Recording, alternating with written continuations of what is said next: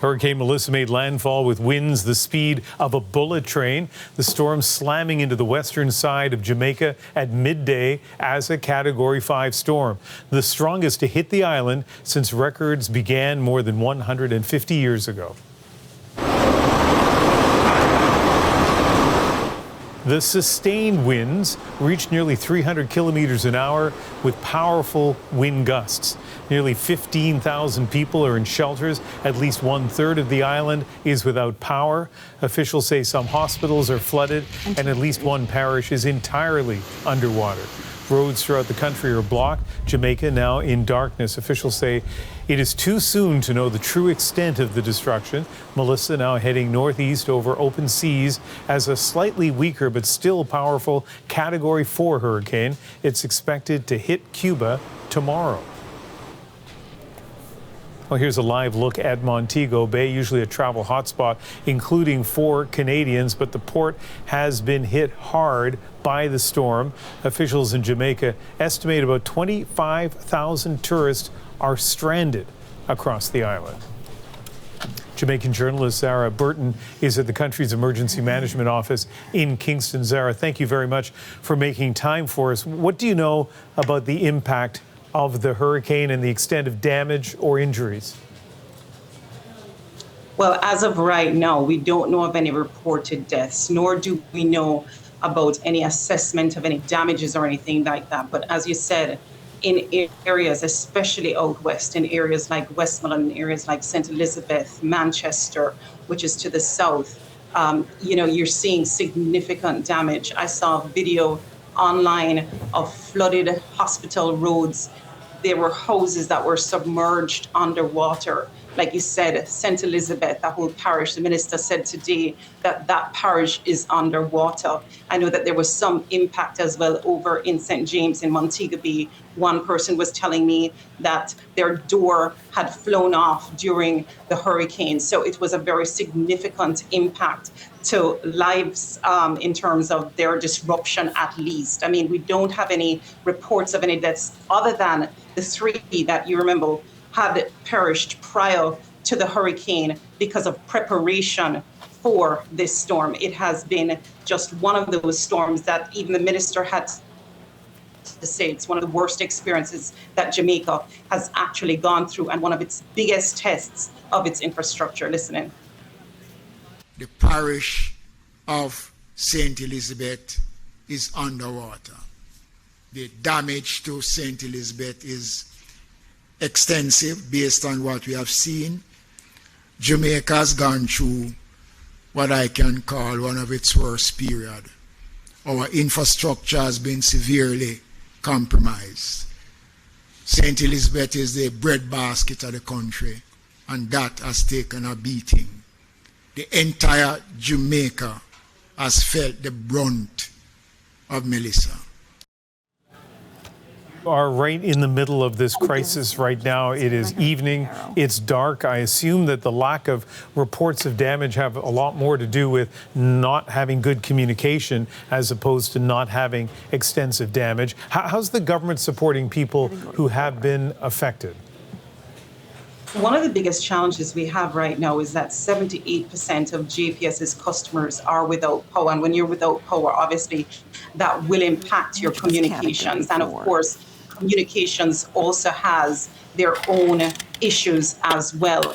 The good news is that it has come down to a Category 4. We are hearing that they're working to try to restore some of the systems, but I would imagine it's still going to be some time away from being able to do that. They have been able to evacuate out of the Black River Hospital, which is that public hospital in St. Elizabeth, the only one in St. Elizabeth. They were able to take away 75 patients to get them out for their safety because that hospital has no power.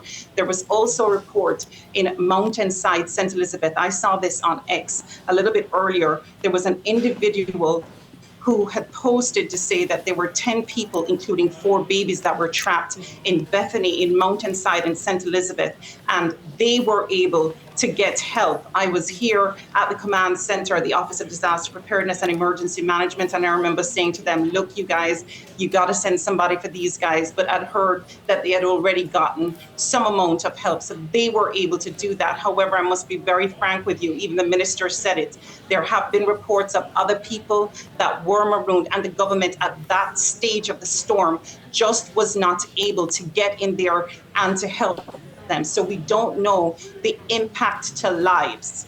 That is the key thing that we're going to be looking at. Now, the minister did say that we're going to be as quickly as we can as a country being able to get relief to some of the neediest people in the country. What's the feeling about what things are going to be like when dawn breaks in a few hours' time? There must be a lot of worry about what Jamaica will look like tomorrow. Well, we are hearing, I think we need to first say goodbye to Melissa. We're thinking from the forecaster today, he said it will be about another 2 hours before Melissa actually exits the island. But he does warn that weather conditions will continue to bring rain and also to bring, did I lose you? No, we still have you, Zahra. We still have you. Oh, sorry, the connection. Yeah, sorry, I'm so sorry, that went down. So tomorrow and the day after could still have very sour and dire weather conditions. So we have to be very careful. But as I said, the priority at this stage is gonna be getting relief to the persons that need that relief. So the state of the country is something that we'll definitely have to deal with, but I can tell that the government right now is wanting to get relief as quickly as possible to the people that are affected, and particularly in those parishes that I had mentioned to you, especially St. Elizabeth, the breadbasket. You know, a lot of people in Canada are wishing you the best and are watching very closely, and I really appreciate your live update and what has to be obviously a very busy evening. Zahra Burton in Kingston, Jamaica, thank you. Thank you. Our next guest is one of many without power and dealing with the devastation of Hurricane Melissa. Janet Fisher joins us from Mandeville, Jamaica. How are you doing this evening? In there. I can't be very good, but I am making do with the situation as it is. And so describe for me what it's been like for you over the last few hours and what it's like right now. It has been difficult. The winds were catastrophic. The rain was pouring. I've never seen so much rain in my entire life. It was really, really, really hard last night. But I am a person of faith, so I had the faith that we would get through it. Now it is still raining, not as bad, but raining a bit, and we have wind, but we are coping. And I don't know if you have a separate house or live in an apartment building, but how has your dwelling fared? How is it leaking? Has it managed? Are the windows still holding? What impact has the storm had on your home? The windows held up. We have just a little leak in one place, and we had leaks in the bathroom windows because we left those open. But generally we fared very well. We lost fruit trees outside, and we haven't been able to deal with the animals. So I guess they're hungry because we haven't been able to go outside. I know communication on the island is not very effective right now, that it's hard to reach people, and I think you have not been able to find out how your father is doing. Is that the case? Yes, I haven't been able to speak with him, but about an hour ago I spoke to someone who lives close by. He wasn't able to go, but he said persons have gone around the community and nothing untoward has happened, so I assume he is fine. I will try and get to him by tomorrow, if I can get there, because I expect the roads to be blocked, and it might be difficult. But I will ask somebody who is nearer to him to check on him for me. And describe your situation right now. Is your power out? Are you sort of seeing by candle in your house? What, sort of paint the picture for us of what you're doing right now. My power is out. I have candles in most of the rooms. And when we cook, we have candles to help us see. And that's about it, really. Well, you sound like you're very... Outside is very, very dark. Very dark.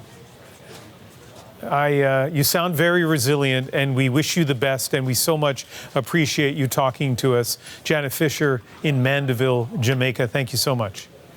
And thank you, too.